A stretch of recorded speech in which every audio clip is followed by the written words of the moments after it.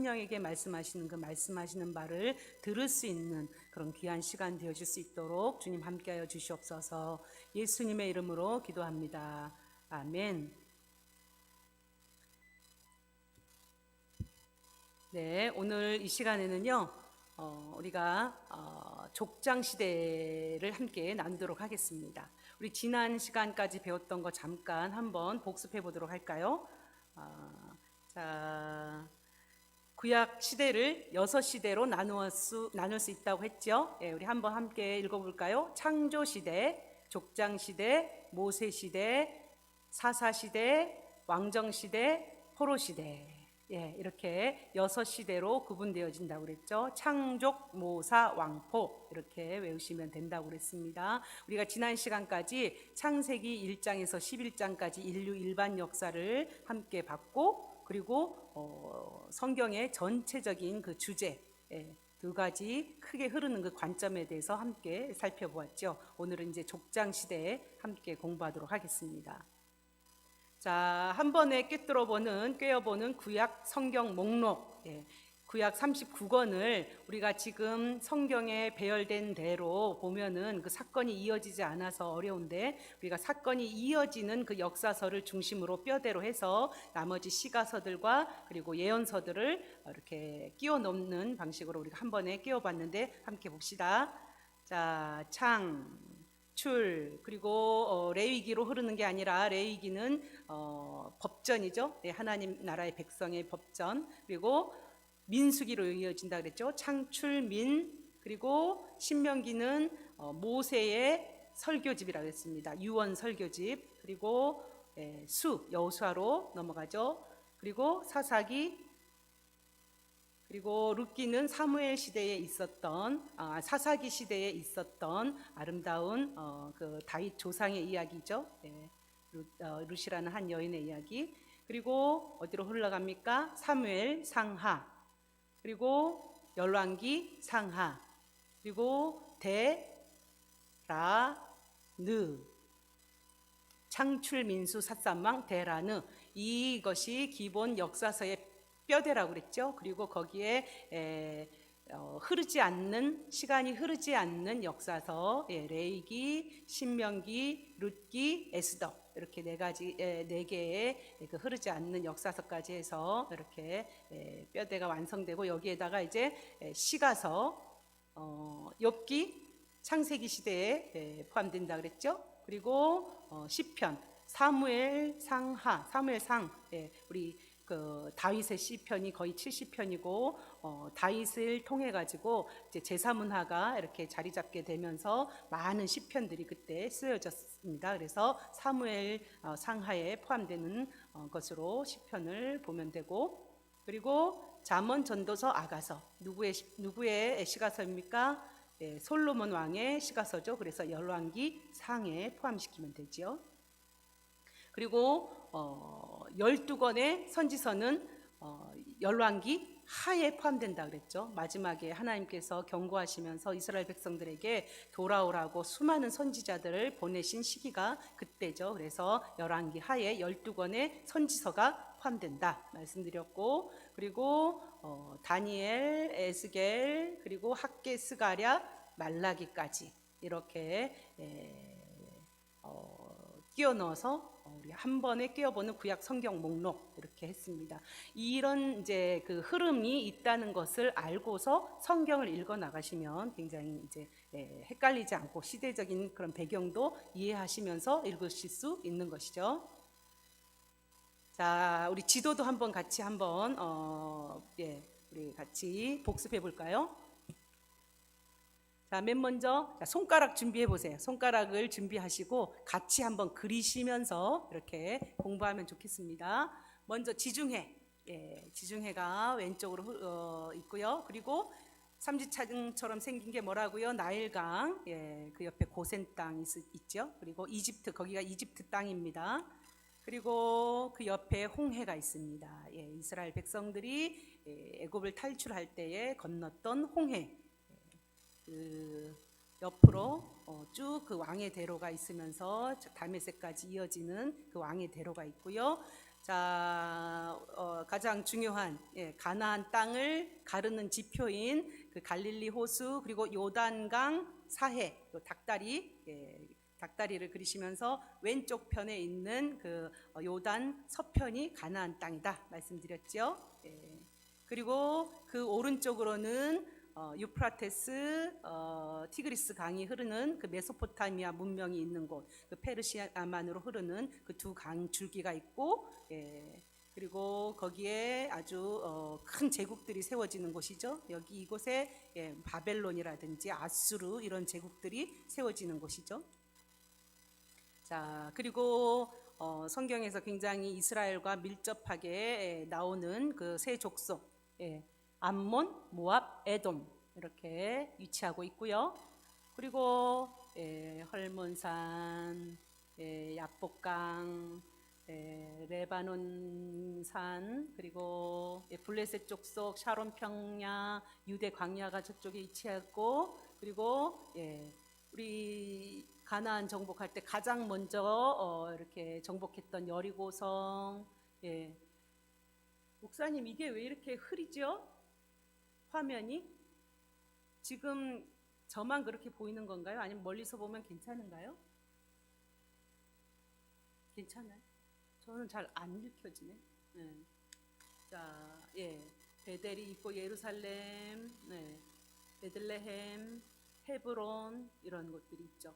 쭉 이 지도가 여러분들의 그 머리에 그래도 기본적으로 그렇게 잘 입력되어 있으면 성경을 읽으실 때 입체적으로 읽으실 수 있다고 했습니다. 이 정도는 기본적으로 이렇게 머리에 딱 기억하고 있으시면 좋겠습니다. 제가 가끔씩 계속 반복할 테니까요. 이 지도 손가락으로 이렇게 같이 따라 그리시면서 이렇게 계속 기억하시면 좋겠습니다. 자꾸 반복하면 복습하면 잘 기억하실 수 있으실 거예요.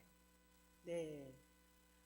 지난 시간까지 우리가 이렇게 창세기 1장에서 11장까지를 쭉 살펴보면서 인류 일반 역사가 어떻게 시작되어졌고 또 흘러가게 되었는지 이런 것들을 보았고 창조 시대를 본 거죠.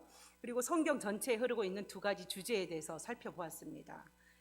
자연 만물과 사람을 창조하신 하나님께서 아담을 대리 통치자로 삼으시고 자연을 다스리도록 하셨을 때 아담에게 중요한 명령을 내리셨죠? 어떤 명령을 내리십니까? 바로 선악과 명령입니다. 말씀드렸듯이 선악과는 인간을 심판하시기 위한 것이 아니라 아담으로 하여금 자신은 대리 통치자일 뿐이고 진짜 왕, 진짜 창조주, 주권자 되시는 분은 하나님이심을 항상 기억할 수 있도록 돕기 위한 안전장치다 이렇게 말씀드렸죠. 그런데 아담이 자기에게 주어진 그 하나님이 주신 그 정말 좋은 자유의지를 하나님을 왕으로 모시기보다는 그 하나님을 왕이신 하나님을 거부해 버리는데 이 자유의지를 사용해 버리죠. 그리고 이렇게 하나님을 왕으로 인정하기를 거부한 인간이 세우기 시작한 인간 나라들의 모습은 이제 어떻게 흘러간다고 했습니까? 힘센 자가 왕이 된다고 했죠. 그래서 강포와 폐계로 다스리는 그런 세상이 되어버리고 말죠. 이 나라가 바로 가인 계열부터 시작되어져서 힘센 자 니므롯을 중심으로 세워진 그 나라, 그 나라 바벨이란 나라죠. 그리고 그 나라가 결국 뭐 바벨론 제국이라든지 여러 강력했었던 그런 제국들, 그리고 오늘날의 세상 나라들로 이어지는 것입니다. 그렇게 세상이 죄악으로 치닫고 있는 중에 하나님께서 계속해서 이들에게 말씀하시고자 하셨던 것, 그것이 무엇이라고 했습니까? 지난 시간에 성경을 읽어가는 중요한 첫 번째 관점, 누가 왕이냐? 아담아, 인간들아, 네가 왕이냐? 아니다. 창조주 하나님, 바로 내가 왕이다. 내가 너희를 다스릴 때 진정한 나라, 바로 천국, 하나님의 나라가 이루어진다. 이 말씀을 하나님은 하고 싶으셨던 거죠. 그래서 선악과를 통해서, 홍수의 심판을 통해서, 바벨탑 사건을 통해서, 그리고 이스라엘 나라를 세우시는 그런 것들을 통해서 이 말씀을 계속 하시는 것입니다. 그리고 두 번째로 하나님의 백성들이 하나님의 백성답게 살지 못함으로 거룩한 영향력을 미치지 못하고 그 결과 세상이 더욱 악으로 치닫게 될 때 하나님께서 심판을 하심으로 하나님의 백성들을 향하여서 너희가 똑바로 살아야 한다. 하나님의 나라 백성들이 세상 나라와 섞여서 혼탁해지고 타락하게 될 때 너희도 세상도 망하게 된다. 진짜 왕이신 나 하나님께 심판당하게 된다. 이 말씀을 하시는 것이죠. 이것이 성경을 읽는 중요한 두 번째 관점이라고 말씀드렸습니다. 섞이면 망한다. 이 두 가지 중요한 관점을 가지고 성경을 읽어 내려가야 하는 것이죠. 이렇게 세상이 힘센 자를 중심으로 악한 나라를 이제 세워나갈 때 하나님께서 그냥 계셨을까요? 그냥 계시지 않으시죠. 하나님은 세상이 이렇게 하나님을 거부하고 죄 가운데 심판을 향하여 가는 것을 그냥 두고 보시지 않고 하나님도 하나님의 나라를 세워나가기 시작하셨습니다. 이 하나님의 나라를 통해서 온 세상 나라 열방을 구원하시고자 하시는 하나님의 계획이 있으셨던 것이죠. 이제 창세기 12장부터 성경 전체에 이 하나님이 자신의 나라, 하나님의 나라를 세워가시는 그 과정과 목적과 결론이 나오는 것입니다. 오늘은 특별히 그 중에서도 하나님 나라의 국민 만들기와 법 만들기 과정을 창세기 12장부터 출애굽기, 레위기 말씀을 통해서 잠깐 살펴보도록 하겠습니다. 지난 시간에 말씀드렸죠. 나라를 세우는 데 있어서 필수적인 3요소 무엇입니까? 국민, 땅, 주권 이라고 말씀드렸죠. 나라의 가장 중요한 요소, 즉 국민, 백성을 이제 하나님께서 만들어가기 시작하십니다. 그 과정이 창세기 12장에서 아브라함을 갈대아 우르 땅에서부터 불러내시는 그 이야기부터 시작되어지죠. 이렇게 세워진 그 하나님의 나라와 세상 나라가 지금 이 시간까지 역사를 타고 흘러내려오고 있습니다. 바로 가인 계열로부터 시작된 세상 나라 바벨로부터 시작되어진 나라들, 그리고 가인에게 죽은 그 아벨 대신에 아담에게 새로 주신 아들 셋, 그 셋 계열을 통하여서 시작된 하나님의 나라, 즉 이스라엘, 이 두 나라가 지금 이 시간까지도 팽팽한 긴장 속에서 역사 가운데 그리고 우리의 삶 속에 흘러오고 있는 것입니다. 세상 나라인 그 바벨은 구체적으로 어디에 세워집니까? 그 영토, 땅은 신할 땅 한 들판이었죠. 하나님께서 아브라함을 시작으로 하여서 세워진 그 이스라엘은 그 땅이 어디죠? 나중에는 하나님께서 구체적으로 가나안 땅이라고 말씀하시지만 아브라함을 처음 부르실 때는 내가 네게 지시할 땅, 즉 하나님이 보여주시는 땅이 하나님 나라의 영토가 되는 거죠. 세상 나라의 국민은 어떤 사람들일까요? 창세기 11장에 보면 흩어짐을 면하고자 하는 사람들이라고 표현되어 있죠. 즉 하나님을 대적하여서 자신의 힘으로 하나님의 자리까지 높아지고자 하는 사람들이 바로 세상 나라의 국민들입니다. 그러면 하나님 나라의 국민들은 누구입니까? 믿음의 사람들이죠. 믿음으로 갈 바를 알지 못하면서 순종하였던 아브라함과 그 후손들, 즉 믿음의 후손들이 하나님 나라의 국민들입니다.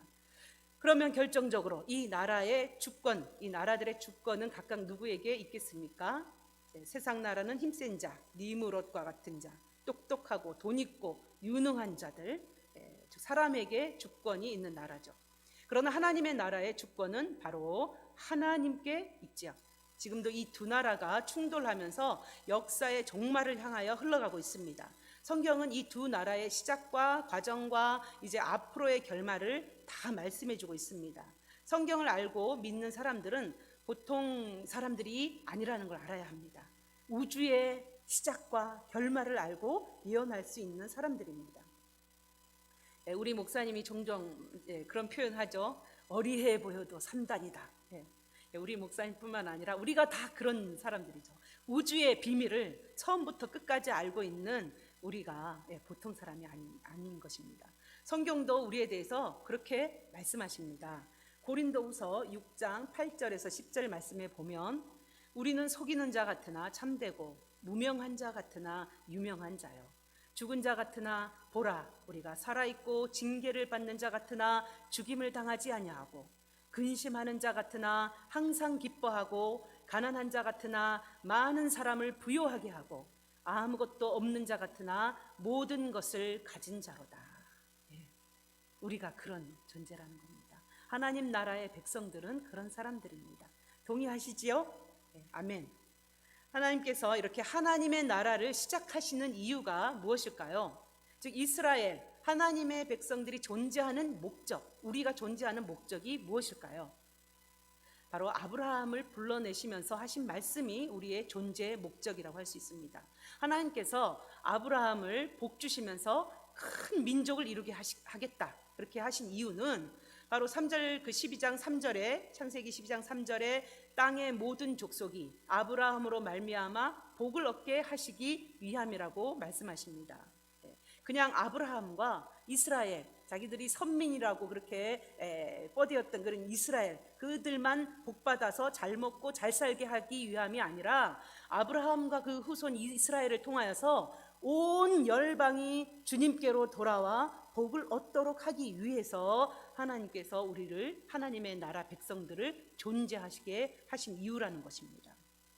하나님의 마음은 그저 하나님의 백성들, 그 몇몇 사람들에게만 있는 것이 아니라 온 세계 열방 가운데 그 마음이 있으십니다. 이 하나님의 마음, 하나님의 최종 목적을 우리가 잘 기억하면서 꼭 붙들고 성경 전체를 우리가 읽어나갈 수 있어야 하는 것입니다. 창세기 12장 아브라함부터 시작되어지는 그 족장시대, 즉 하나님 나라의 국민 만들기 프로젝트, 이 시대의 그 주요 그 지명들을 우리가 지도에서 쭉 한번 살펴보면서 아브라함의 그 움직임을 통해 가지고 그 지도들을 함께 공부하면서 하나님이 어떻게 부르셨는지 함께 보겠습니다. 자, 아브라함이 살던 고향 땅이 어디라고 그랬죠? 저기 보이시나요?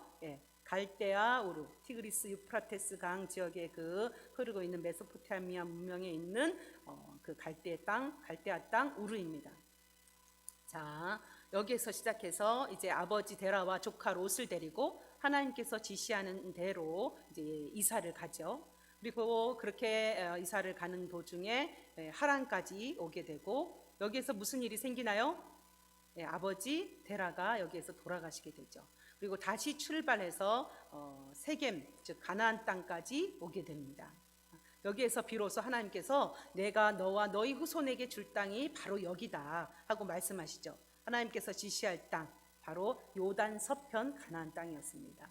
자, 이 이후로 이제 아브라함은 베델과 네게부 지방, 그리고 이렇게 그곳을 이제 다니다가 또 기근으로 인해서 어디로 갑니까? 애굽으로 내려가기도 하지요. 애굽으로 내려가기도 하고, 그곳에서 아내 사라를 누이라고 속여서 살아남으려다가 하나님이 구해주셔서 살아남고, 또다시 베델로 돌아오고, 조카 롯은 어떻게 됩니까? 소돔과 고모라 땅으로 떠나서 헤어지게 됩니다. 그렇죠?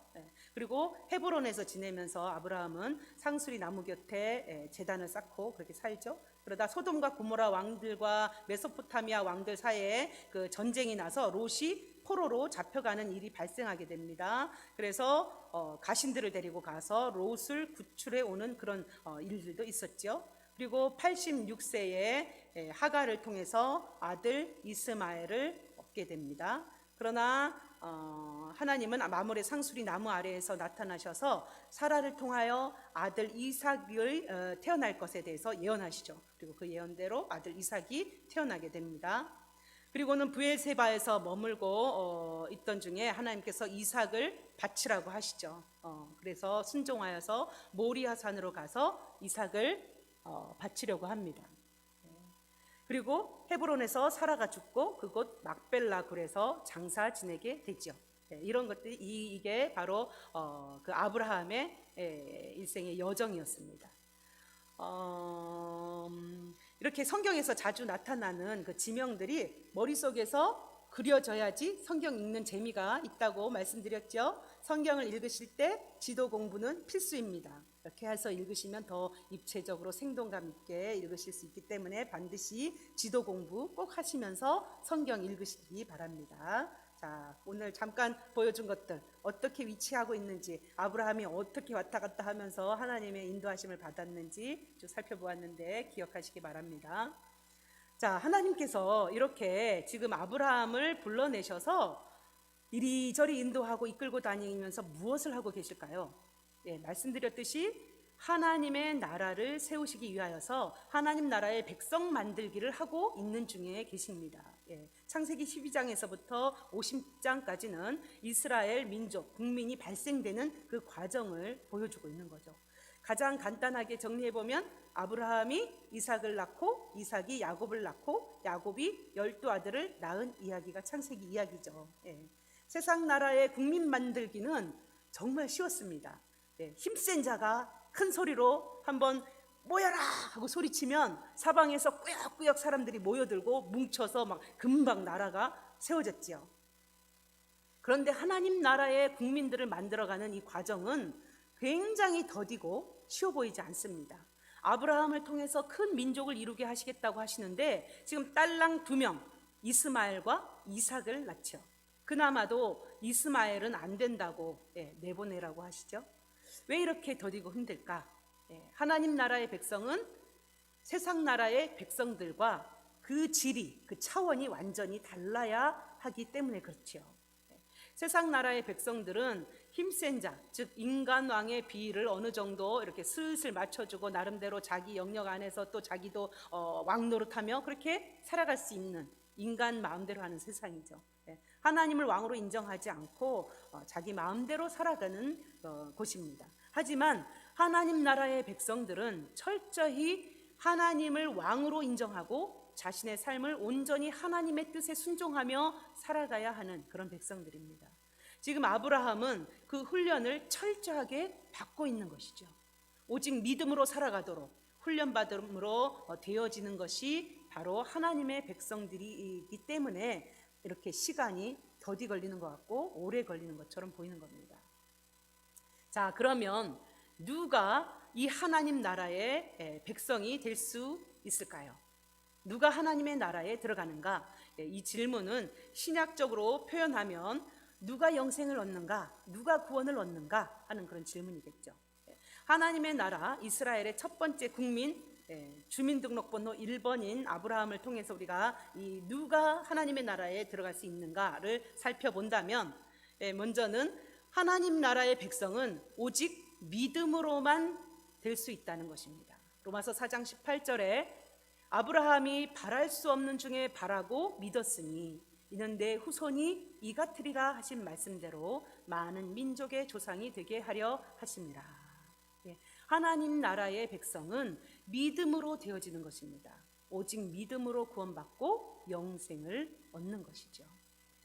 또한 하나님 나라의 백성은 구별되어진 존재로 부름받은 사람들입니다. 하나님께서 아브라함을 갈대아 우르 땅에서 구별하여 불러내셨죠. 그 당시 아브라함이 살았던 그 갈대아 우르는 그 메소포타미아 지역에 있는 아주 번화한 그런 성읍이었습니다. 오늘날의 그 뉴욕이라고 할 수 있겠죠. 한국의 압구정, 뭐 요즘 같으면 홍대 앞거리, 그런 곳이 바로 우르였습니다. 아브라함이 그 우르에 살았던 시기는 그 인류 최초의 문명이라고 일컬어지는 수메르 문명 중에서도 우르 남무왕 시대에 해당된다고 합니다. 당시 수메르는 7 성읍으로 이루어져 있었는데 성읍마다 수호신이 있었고 전체적으로는 3,600개의 잡신을 섬기고 있었다고 합니다. 이 수메르 시대에는 이미 법전과 문자와 토판과 야금술 등 굉장히 발전되어 있었습니다. 음악 학교가 있을 정도로 굉장히 문화가 진보된 그런 곳이었습니다. 아브라함의 고향이. 고대 이집트인들이 내생을 믿었던 것과는 반대로 고대 이 메소포타미아인들은 내세보다는 현세를 더 중시했습니다. 그들은 신이 흙으로 사람을 만들었으니 사람은 흙을 경작하며 살아야 하고 왕이라도 죽으면 흙으로 돌아가야 한다, 이렇게 믿었습니다. 수메르인의 그 영웅으로 추앙을 받았던 그 길가메시라는 그 사람을 기리는 그 서사시, 길가메시 서사시를 보면은요, 그 길가메시가 불멸의 신을 찾아서 여행을 떠났는데 그 이시벨이라는 그 여신을 만납니다. 이 여신은 길가메시에게 살아있는 동안 먹고 즐기라, 현세에서 즐겨라, 이런 조언을 했다고 합니다. 이러한 그 메소포타미아인들의 그 세계관을 드러내 보여주는 그 여러 유행어들이 그 점토에서, 그 고고학적으로 발견된 그 점토에서 많이 이렇게 그 쓰여져 있는 것들이 있는데요. 인간은 죽는다. 그러니 쓰자. 그러나 금방 죽지는 않는다. 그러니 저축도 해야 한다. 예, 이게 지금으로부터 약 4,000년 전의 사람들의 그 사상입니다. 오늘날이랑 다른가요? 오늘날이랑 별로 다르지 않죠. 세상이 그런 것입니다. 해 아래 새 것이 없지요. 또 이런 유행어들도 있었다고 합니다. 인생의 기쁨, 그 이름은 맥주. 그 시대에 맥주가 있었나 봅니다. 또 칠칠치 못한 마누라는 악마보다 무섭다. 또는 결혼은 기쁜 것, 그러나 이혼은 더더욱 기쁜 것. 너무 웃기죠. 그 시대에도, 그 4,000년 전에도 부부간의 갈등이 굉장히 심각했나 봅니다. 이런 유행어가 말해주듯이 영생을 믿지 않으며 현세의 쾌락을 추구하면서도 또 3,600개의 그 잡신을 섬기는 그 사람들이 아브라함의 고향 마을 사람들이었던 것이죠. 이처럼 많은 잡신을 섬기고 풍요와 쾌락을 추구하며 살아가는 세상 나라의 그 도시에서 하나님은 이 아브라함을 구별하여 불러내신 것입니다. 고고학에 의하면 결국 이 수메르는 너무 많은 그 밀과 보리를 심어서 땅이 쉬지 못하고 결국 염분이 많이 생긴 땅으로 변화되어져 가지고 더 이상 수확을 거두지 못해서 멸망했다고 합니다. 인간의 끝없는 그 탐욕으로 망한 거죠. 하나님은 이런 세상에서 아브라함을 구별하여 불러내셨습니다. 교회를 헬라어로 말하면 에클레시아라고 하는데요, 바로 구별하여 불러내었다라는 의미입니다. 하나님의 나라는 구별되어 부르심 받은 사람들이 들어가는 것이죠. 자, 그리고 이렇게 구별되어 부르심을 받은 사람들은 이제 어떻게 돼야 될까요?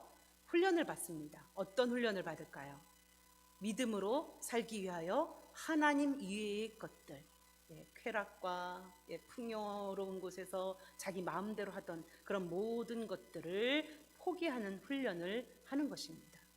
이 갈대아 우르의 그 세상의 것들을 추구하고 쾌락과 풍요를 쫓아가는 삶을 철저히 버리는 것이죠. 아브라함의 인생 여정을 보면 이렇게 계속해서 버리는 훈련을 합니다. 무엇을 버렸을까요? 처음에는 본토 친척 아비집을 버리고 떠나지요. 풍요롭고 안정되어 있었지만 죄악의 땅인 자신의 고향 땅을 하나님을 선택하기 위하여서 버린 것입니다. 그리고는 알지도 못하는 곳, 하나님이 한 걸음 한 걸음 인도하는 대로 그날 움직이며 따라가는 것이죠. 그리고 자신이 사랑하고 또 의지했던 조카 롯, 또 자신의 아들인 이스마엘 포기하고 버리죠. 나중에는 하나님의 약속하신 그 아들 이삭까지도 하나님의 말씀에 순종하여 버리기로 결단합니다. 그리고 하나님은 이렇게 믿음으로 하나님만을 바라보며 모든 것을 버리는 아브라함을 결국 하나님 나라의 제1조상, 믿음의 조상으로 삼으신 것입니다. 다음 하나님 나라의 그 주민등록 2번, 누구일까요? 이삭이죠. 이삭은 왜 하나님 나라의 국민이 되었을까?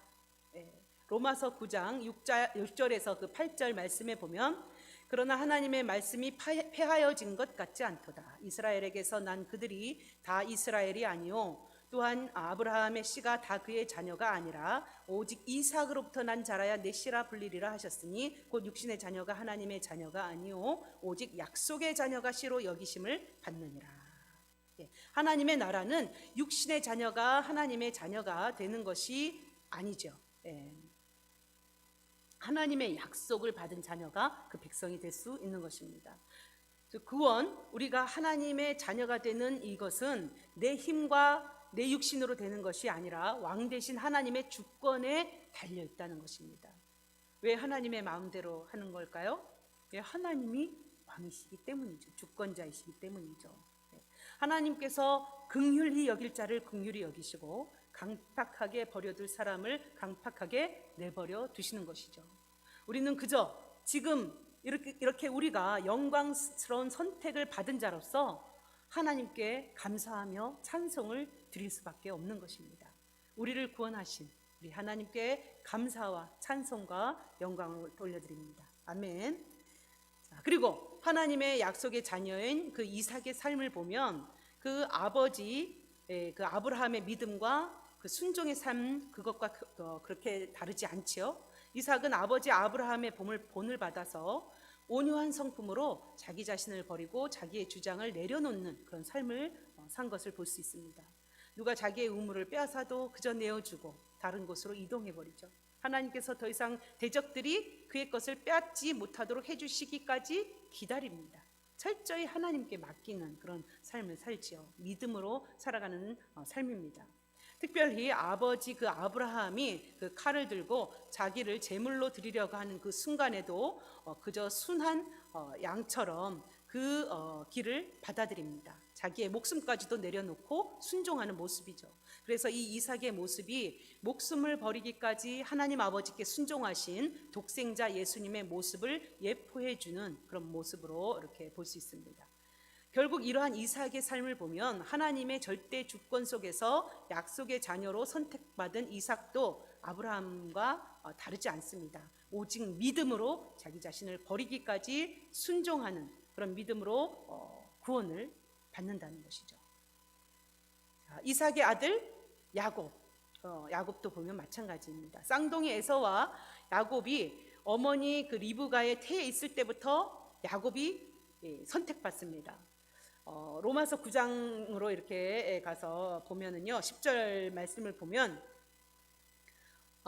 그뿐 아니라 또한 리브가가 우리 조상 이삭 한 사람으로 말미암아 임신하였는데 그 자식들이 아직 나지도 아니하고 무슨 선이나 악을 행하지 아니한 때에 택하심을 따라 되는 하나님의 뜻이 행위로 말미암지 않고 오직 부르시는 이로 말미암아 서게 하려 하사 리브가에게 이르시되 큰 자가 어린 자를 섬기리라 하셨나니 기록된 바 내가 야곱은 사랑하고 에서는 미워하였다 하심과 같으니라. 그런즉 우리가 무슨 말을 하리요? 하나님께 불의가 있느냐? 그럴 수 없느니라. 모세에게 이르시되 내가 긍휼히 여길 자를 긍휼히 여기고 불쌍히 여길 자를 불쌍히 여기리라 하셨으니 그런즉 원하는 자로 말미암도 아니요 다른 박질하는 자로 말미암도 아니요 오직 긍휼히 여기시는 하나님으로 말미암음이니라. 오직 우리의 구원은 즉 하나님 나라의 그 백성이 되는 것은 하나님의 절대 주권에 달려 있는 것입니다. 그리고 그것은 우리에게 은혜지요.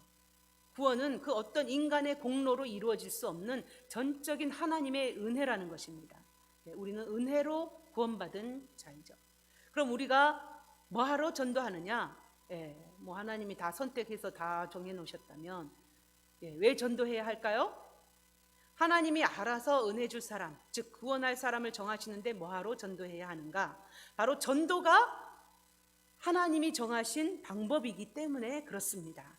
하나님께서 이 하나님의 은혜 받을 자를 어떤 방법으로 부르시겠다고 정하셨느냐? 바로 전도라는 것입니다. 하나님이 이 전도라는 방법을 통해서 은혜 주실 자를 부르시고 택하시기로 하셨다는 것입니다. 왜요?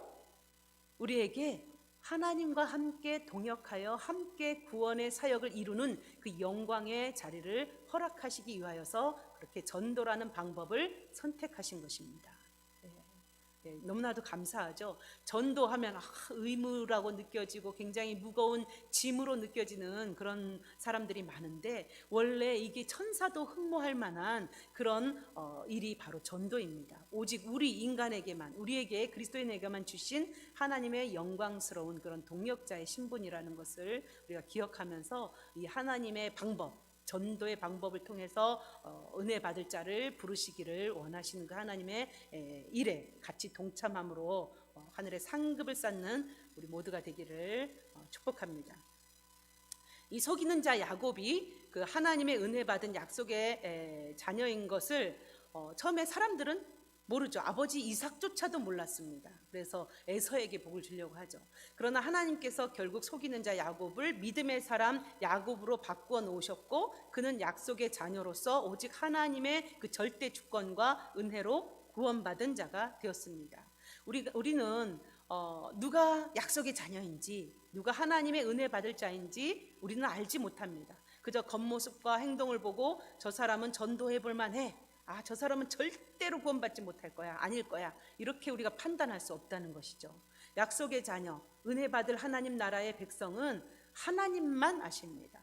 우리는 그저 하나님의 명령에 순종해서 세상의 그 어느 누구에게라도 전도함으로 하나님의 그 약속의 자녀, 은혜 받을 자를 하나님께로 인도하기만 하면 되는 것입니다. 하나님께서 이렇게 하나님의 나라를 세워 나가십니다. 하나님 나라의 국민들을 이제 만들어 가시는 것이죠. 야곱에 이르러 겨우 70여 명의 가족 공동체로 이스라엘이 형성됩니다. 인간적인 눈으로 볼 때는 정말 더디고 하나님께서 뭘 하고 계시긴 한가 하는 그런 생각이 드는 그런 속도이죠. 하지만 하나님의 시간과 인간의 시간은 너무나도 다릅니다. 야곱의 아들 그 요셉을 통해서 애굽으로 이스라엘을 인도하신 하나님께서 이 70명의 공동체를 400여 년 만에 남자 장정만 60만이 넘는 대민족으로 만드신 것입니다. 하나님 나라의 국민 만들기가 이렇게 창세기 50장까지 쭉 나오면서 출애굽기에서 완성되어지는 거죠. 하나님의 시간과 속도는 인간의 시간과 속도와는 차원이 다릅니다. 이것이 하나님의 카이로스입니다. 하나님의 때에 하나님의 방법으로 하나님의 뜻을 성취하시는 그 시간, 그 우리 인간으로서는 불가능하며 이해할 수 없는 그 하나님의 때가 있는 것입니다. 그러므로 우리는 결코 조바심을 갖거나 의심을 하면서 하나님의 약속의 말씀을 불신하는 그런 일이 없어야 하는 것이죠. 하나님의 약속은 카이로스의 그 시간에 하나님의 방법대로 반드시 이루어지는 것입니다. 우리의 믿음의 조상들은 이 믿음으로 자기 눈으로 하나님의 약속이 이루어지는 것을 보거나 확인하지 못하고 죽으면서도 하나님의 약속을 끝까지 믿고 붙들었습니다.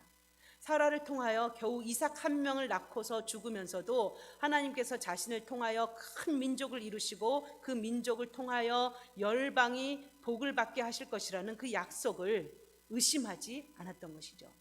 하나님의 약속의 말씀이 있습니다. 약속이 있습니다. 이 약속의 말씀은 반드시 성취되어집니다.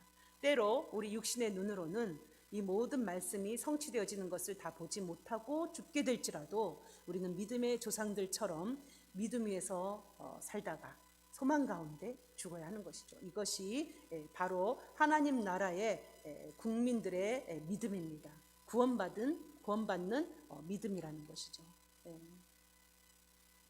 자, 이렇게 창세기 12장에서 아브라함을 불러내시면서 시작한 하나님 나라 만들기가 야곱의 그 70명의 식구가 이집트로 이주하는 것으로 끝이 나게 되죠. 그리고 400여 년이라는 그 세월 동안 강대국 이집트를 하나님 나라의 백성들을 안전하게 키워내기 위한 울타리로 사용하십니다. 결국 70여 명의 그 야곱의 식구는 전체 인구가 200만에서 한 250만 명 정도까지로 불어나게 되죠.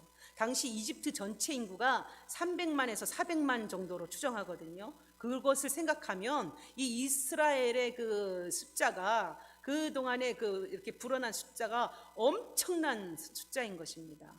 이제 어엿한 나라로서 세워질 만한 그런 국민의 숫자가 형성되어진 것입니다.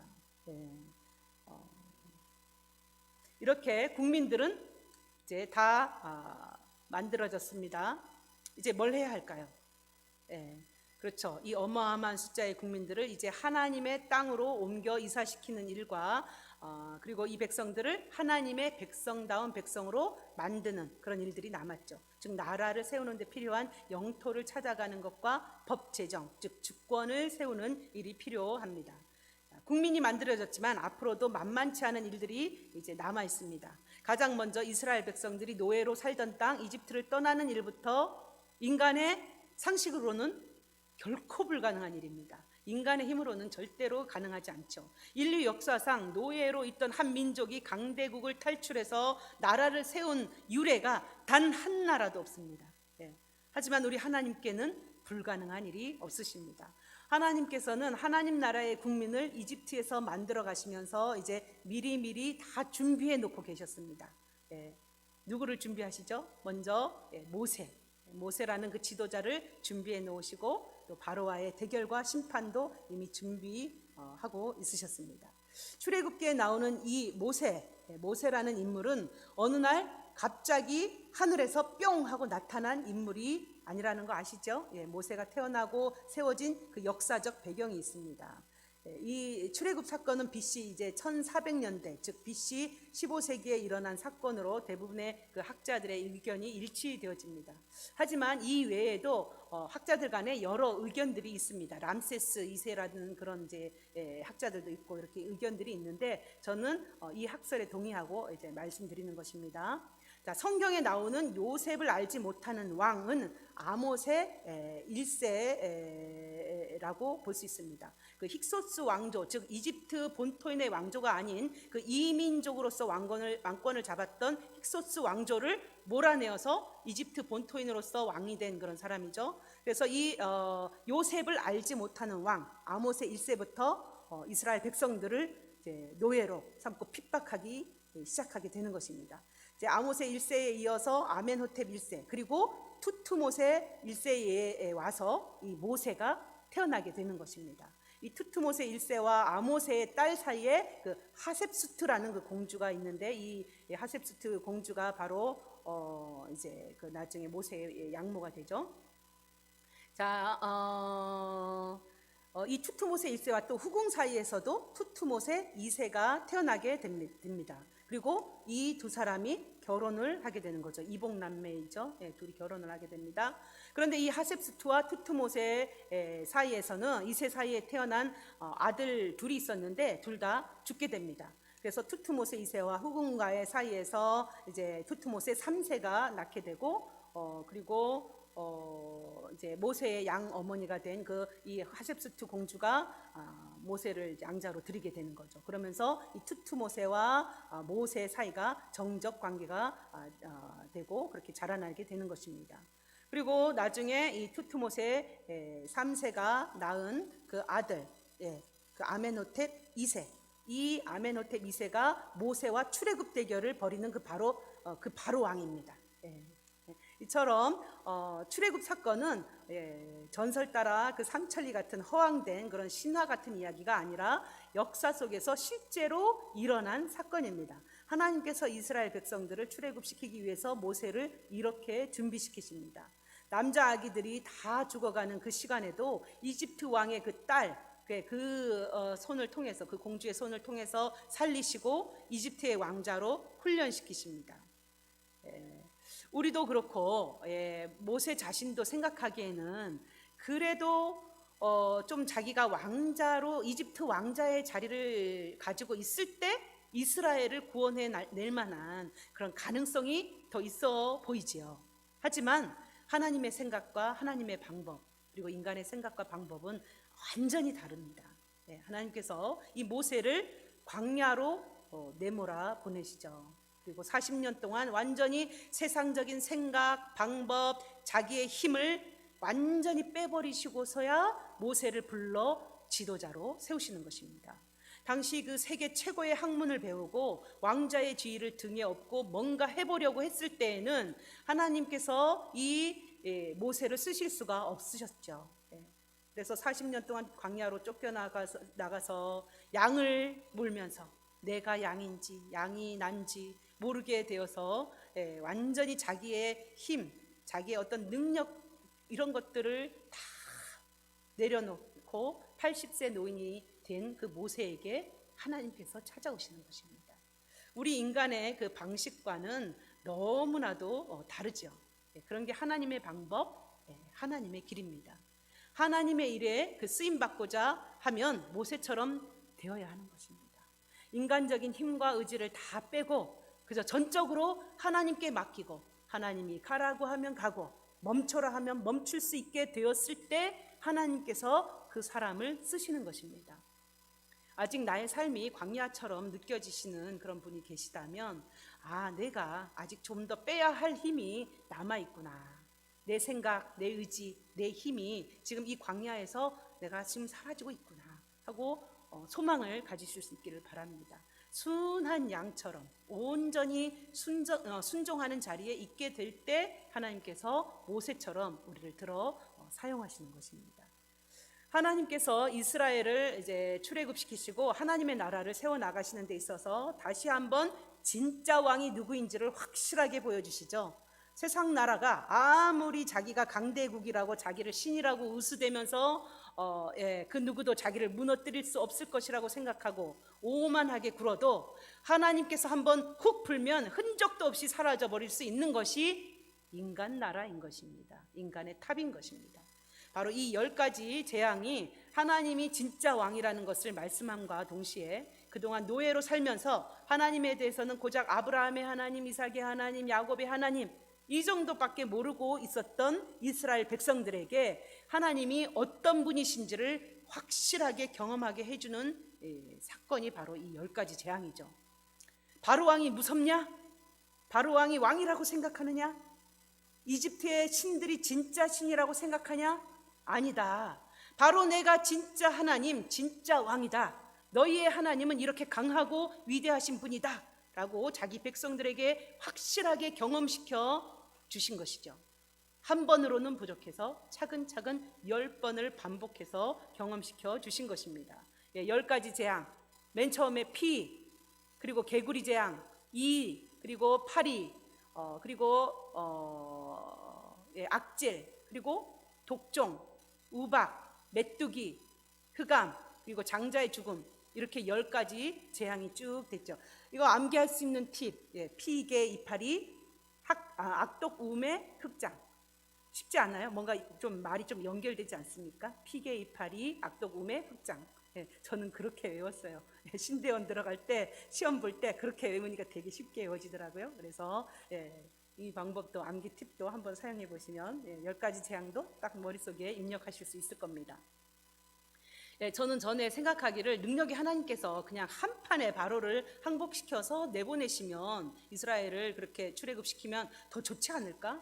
이렇게 생각했었는데 하나님의 생각과 방법 그리고 그 목표하시는 것은 우리와 다르다고 말씀드렸죠. 하나님은 이스라엘 백성들이 하나님을 차근차근 경험하면서 알아가도록 하시기 위해서 이렇게 10번이나 역사하시고 그리고 나서 출애굽을 시키시는 것입니다. 하나님의 목적은 단지 어떤 일이 이루어지는 데 있지 않으시는 거라는 거죠. 하나님께 있어서 일이라는 것은 언제든지 하시려고 하면 하실 수 있는, 성취시키실 수 있는 그런 것입니다. 하나님의 관심은 일보다 사람에게 더 있으십니다. 하나님은 출애굽시키시는 일을, 출애굽하는 일을 성취시키기를 원하시지만 무엇보다도 이스라엘 백성들이 하나님을 알아가고 경험함으로 하나님의 백성으로 서게 되는 것을 더 원하시는 것입니다. 하나님은 바로를 한 번에 항복시켜 버릴 수 있는 그런 능력이 있는 분이시지만 우리를 위해서 그렇게 일하지 않으신다는 것입니다. 하나님은 우리가 더 온전히 하나님의 사람으로, 믿음의 사람으로 서게 되는 것에 더 많은 관심이 있으신 분이십니다. 어쩌면 우리의 기도가 단번에 이루어지고 일이 성취되어지면 우리는 하나님 땡큐 하고는 다시 옛날로 돌아가게, 하나님과 상관없는 자리로 돌아서 버리게 되는 그런 연약한 자라는 것을 하나님 너무나도 잘 아시기 때문에 어떤 일들을 더디 이루어 가시는 것입니다. 하나님의 방법에 대해서 우리가 때로 이해가 되어지지 않을지라도 하나님의 뜻이 있겠구나, 하나님이 더 깊으신 뜻이 있겠구나 라고 끝까지 믿고 기도하면서 기다리고 인내하는 그러한 것들이 필요하겠죠. 출애굽을 시키시고 이스라엘 백성에게 그 가나안 땅을 주시는 과정에서도 마찬가지였죠. 하나님께서 결코 출애굽한 이스라엘 백성들에게 눈 깜빡하고 뜨면 짜잔 하고 순간 이동시키셔가지고 가나안 땅으로 쫙 인도하시지 않으셨습니다. 하나님의 그 우리를 향한 계획에는 반드시 광야가 있으십니다. 절대 그냥 가나안으로 짠 하고 인도하시지 않으십니다. 광야에 훈련 없이 가나안으로 들어가면 망하는 길이 되기 때문에 그렇습니다. 하나님을 알지 못하게 되기 때문입니다. 하나님을 의지하고 하나님께 순종하는 훈련이 되지 않아서 결국 자기 멋대로 살다가 망하게 되는 길이기 때문에 하나님은 반드시 그 사랑하는 자녀들에게 광야를 허락하시는 것입니다. 그러므로 우리가 생각하기에 너무 더디다라고 생각되어지는 일들이 있더라도 조급해하지 말고 인내하실 수 있기를 바랍니다.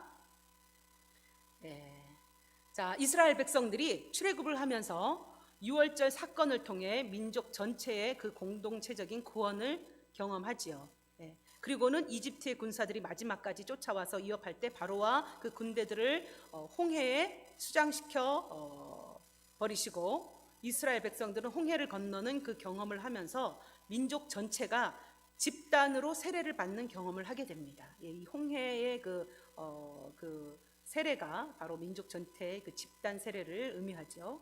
하나님의 백성들이 유월절 어린 양의 피로 구원받은 후에 홍해가 갈라지고 건너는 체험, 이것이 바로 그 물로 세례를 받는 것을 의미합니다. 이 홍해의 그 세례 경험을 통해서 이집트로부터 완전히 이제 분리되어지고 끊어지게 되는 것입니다. 우리가 예수님을 믿고 구원받은 후에 세례를 받음으로 이제 완전히 세상에서 돌이켜 하나님의 백성으로 온 교회에 세상 사람들에게 공표하는 것과 같은 의미라고 할 수 있죠. 이 홍해 사건 이후에 바로는 더 이상 이스라엘을 쫓아오지 않죠. 건드리지 않습니다. 포기하죠. 이렇게 홍해에서의 그 민족적인 세례를 통하여서 온전히 하나님께 그 속한 백성으로 다시 태어난 이스라엘 백성들을 하나님께서 인도하신 곳이 이제 시내산입니다.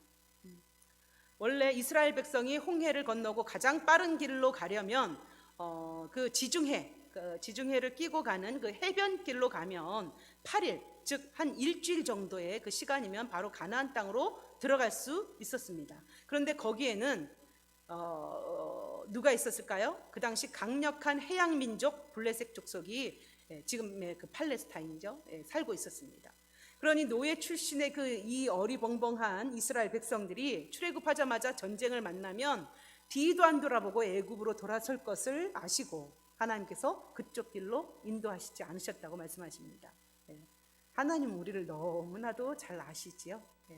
그래서 이집트의 그 고센 땅, 그 라암셋을 출발해서 숫곳을 지나 홍해를 건너고 마라, 그리고 엘림, 신광야, 그리고 르비드밀 지나서 여기 시내산까지 약 2개월의 시간이 걸려서 거기까지 오게 됩니다. 그리고는 이 시내산에서 11개월 5일 동안을 머물게 됩니다. 왜 이 산에서 11개월 5일, 그러니까 한 1년 정도죠, 머물게 하셨을까? 백성도 준비되었고 출애굽도 했고 바로도 더 이상 쫓아오지 않는데 이제 하루라도 빨리 가나안 땅으로 올라가서 땅을 차지하고 하나님의 나라를 짠 하고 세워야 하지 않겠습니까? 그것은 우리의 생각이죠. 하나님은 결코 어떠한 일을 서두르시지 않지요. 서두르실 필요가 없습니다. 하나님께서 어떠한 일을 이루시려고 하시면 하나님이 원하시는 때에 하나님께서 원하시는 그대로 언제든지 이루십니다. 하나님께서는 이 세속문화로 완전히 더럽혀진 그 가나안 땅으로 이스라엘 백성을 인도하시기 전에 먼저 이 백성들과 법적으로 언약을 맺고 하나님 나라의 주권을 세워서 이제 곧 이스라엘 백성들이 그 마주하게 될 그 가나안 문화에 흡수되지 않도록, 즉 하나님의 백성으로 구별되게 하는 일이 필요하셨던 것이죠. 그래서 하나님께서 하나님이 주실 땅으로 이 백성들을 인도해 가시는 길에 먼저 이 시내산에 들리게 하시고 그곳에서 거의 1년 동안을 머물게 하시면서 이스라엘을 하나님 나라의 그 백성다운 백성으로 세우기 위하여 법을 만들어 주신 것입니다. 이제 더 이상 세상 나라의 노예가 아니라 하나님 나라의 백성으로서 어떻게 살아야 할지에 대해서 가르치시는 것입니다. 거대한 한 나라의 공동체로서 살아가면서 생길 수 있는 모든 문제들에 대한 그런 세세한 법률까지 제정해 주시는 것이죠. 결혼 전에 남녀 관계라든지 그런 문제부터 시작해서 재산 문제, 형사 사건, 민사 사건, 또 분쟁이 발생했을 때 어떻게 재판해야 하는지, 그리고 병이 생겼을 때 대처하는 어떤 보건사회법, 위생법, 또한 가나안에 들어간 후에 어떻게 이 땅을 관리할 것인지에 대한 토지법까지 하나님께서 한 나라가 구체적으로 어떻게 살아가야 할지에 대한 모든 법을 이렇게 세세하게 제정하시고 그리고 가르쳐 주시는 것입니다. 그러나 이 모든 법 위에 가장 중요한 법을 주시는데 바로 그 하나님과의 그 관계에서 어떻게 할 것인가에 대한 법입니다. 그래서 십계명의 그 첫 번째에서 그 네 번째까지의 그 계명이 하나님에 대한 그 계명들이죠. 예. 그래서 가장 중요한 하나님과의 교제에 관한 법을 출애굽기와 레위기에서 말씀해 주시고 계시는데, 특별히 출애굽기에서는 이제 성막에 관한 규례를 통해서 이 법을 말씀해 주시고 계십니다. 이스라엘 백성들이 그 시내산에서 거의 1년 동안을 지내면서 하나님께서 보여주신 그 설계대로 그래서 성막을 이제 짓게 됩니다. 이렇게 성막을 짓고 또 어떻게 이 성막을 통해서 하나님과 만나고 교제하며 하나님을 섬길 수 있는지에 대한 그 법을 세세하게 알려주시면서 이 시내산에서 1년의 시간을 보내게 된 것이죠.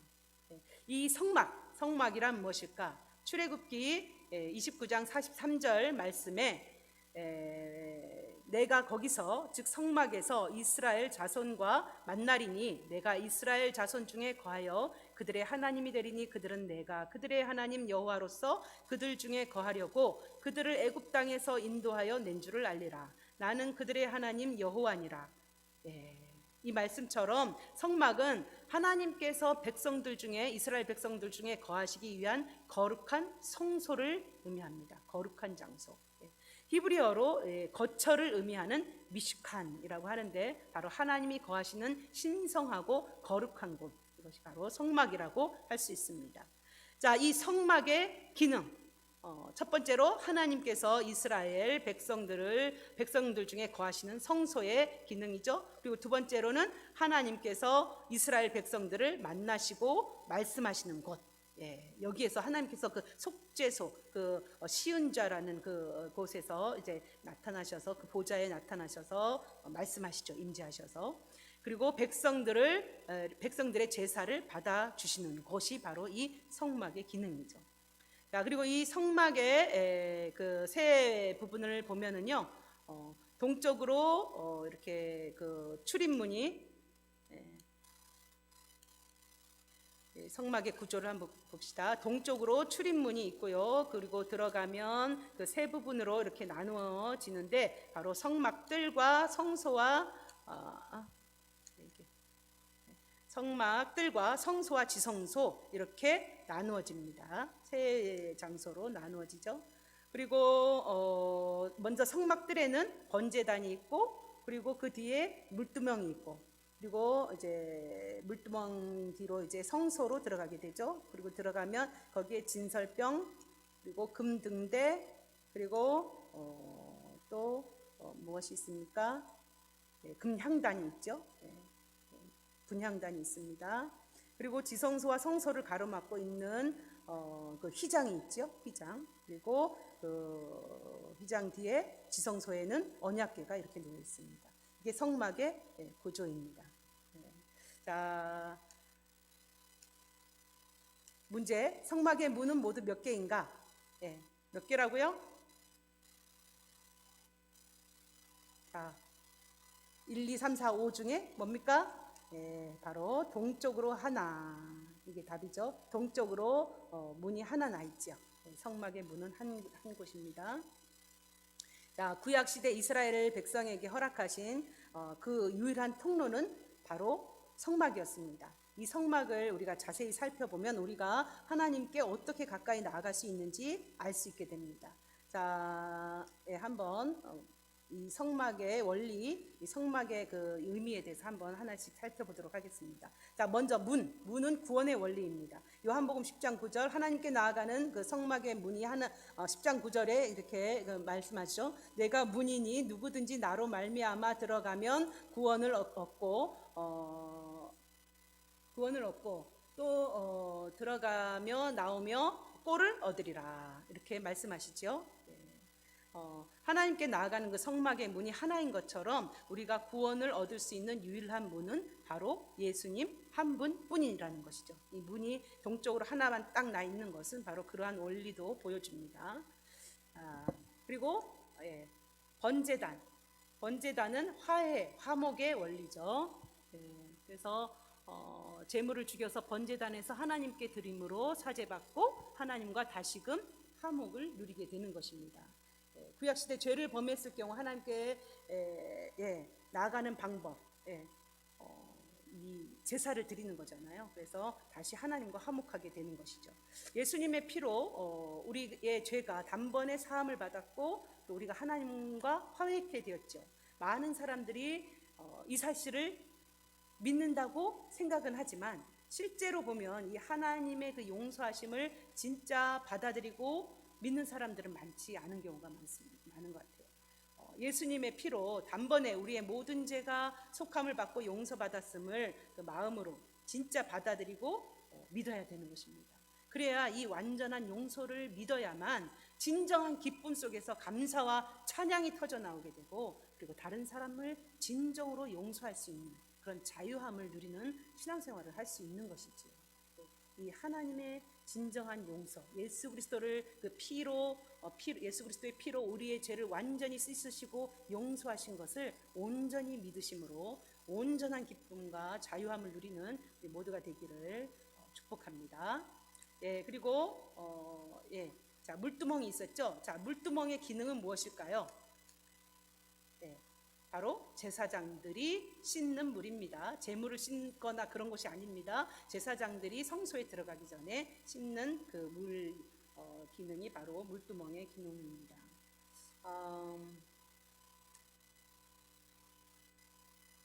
자, 번제단에서 드린 그 제물의 피로 죄의 용서함을 받았습니다. 구약의 백성들은 이제 여기까지가 끝입니다. 더 이상 나아갈 수 없습니다. 제사장만이 이 물두멍에서 깨끗이 씻고 성소로 들어갈 수 있게 되는 것이죠. 하지만 오늘날 우리 모든 그리스도인은 거룩한 제사장으로 부르심을 입은 자들이죠. 이 물두멍에서 씻고 계속해서 성소로 지성소로 나아갈 수 있다는 말입니다.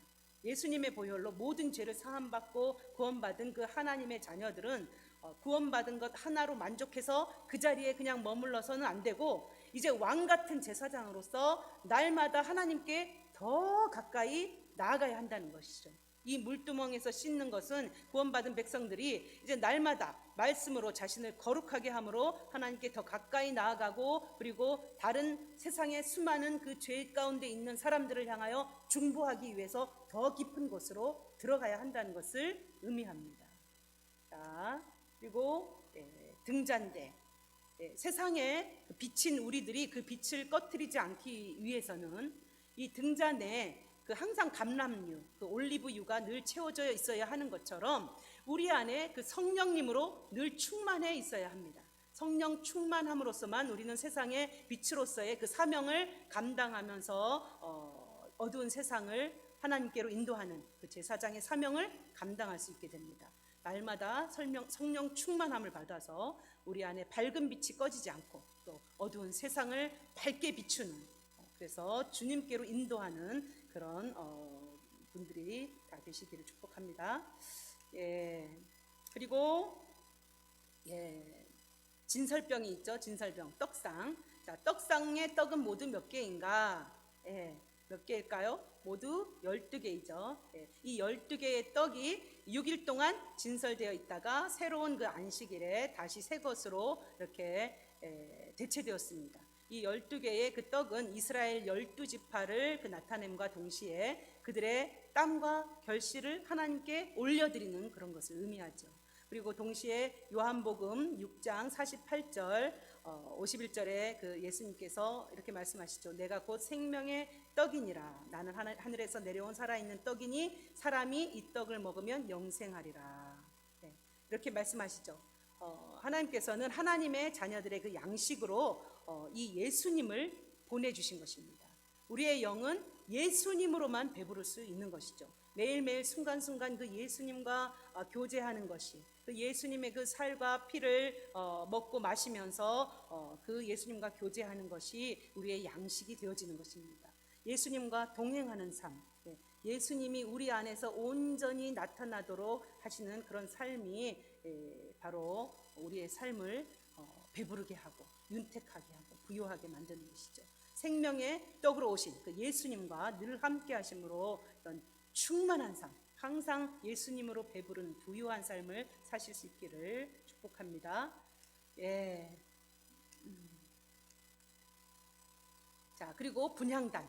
성경에서는 이 향기를 성도들의 그 기도와 연결시키십니다. 시편 140편 그 2절에 나의 기도가 주의 앞에 분향함과 같이 되며 라고 말씀하고, 또 요한계시록 그 8장 3절 4절 말씀에도요, 또 다른 천사가 와서 제단 곁에 서서 금향로를 가지고 많은 향을 받았으니 이는 모든 성도의 기도와 합하여 보좌 앞 금제단에 드리고자 함이라. 향연이 성도의 기도와 함께 천사의 손으로부터 하나님 앞으로 올라가시는지라 하고 이렇게 말씀합니다. 이 분향단의 그 향이 바로 그 우리의 기도를 의미하는 것이죠. 이 기도가 이 분향단의 그 향이 끊이지 않아야 되는 것처럼 우리의 기도가 하나님 앞에 끊임없이 올라갈 수 있어야 하는 것이죠. 우리의 기도를 통해서 하나님께서 역사하십니다.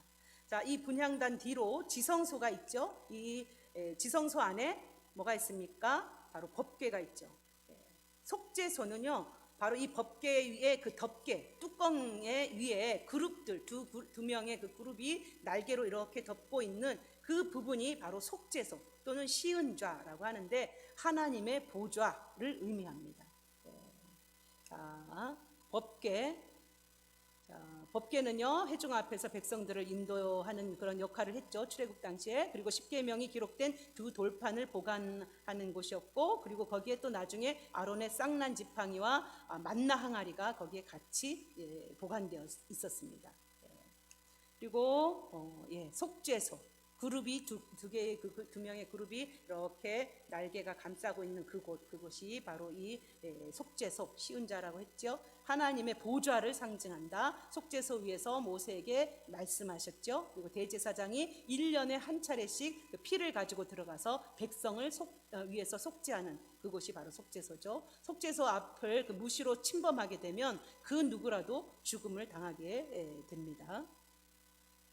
자, 바로 이 속죄소가 있는 이 지성소를 이제 지성소와 성소를 구분하고 있죠. 무엇이 구분하냐면 휘장이 구분하고 있죠. 그런데 이 휘장이 찢어진 적이 있습니다. 언제죠? 바로 예수님께서 십자가에서 죽으심으로 죽으실 때에 그 성소와 그 지성소를 가로막고 있던 그 성전의 휘장이 쫙 찢어지게 되죠.